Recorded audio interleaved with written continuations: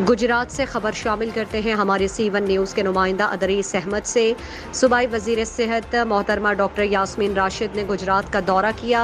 दौरा गुजरात के दौरान उन्होंने एक प्रेस कॉन्फ्रेंस भी की, जिसमें MNA सैयद फैजुल हसन शाह, MPA चौधरी सलीम सरवर जोड़ा, लियाकत बदर और मियां अख्तर हयात भी उनके हमरा थे।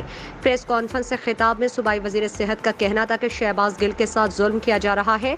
जिस्मानी रिमांड का मतलब टॉर्चर करना है। शहबाज गिल पर टॉर्चर करके मर्जी का बयान लेने की कोशिश की जा रही है।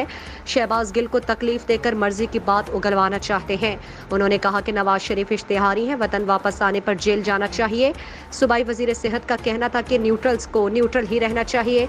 पेट्रोल की कीमतों पर मरियम का बयान सिर्फ नूरा कश्ती है और असल फैसले शहबाज शरीफ कर रहा है।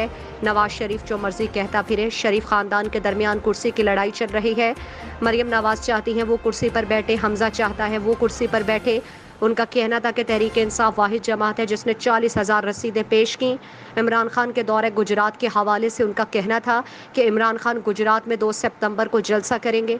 एक फोरकास्ट हम देखते रहेंगे और अच्छा मौसम की होने को इंशाल्लाह यहाँ भी जलसा करेंगे। और आपको पता है जो उन्होंने अपने जलसों की शेड्यूल भी है उसमें गुजरात भी शामिल है।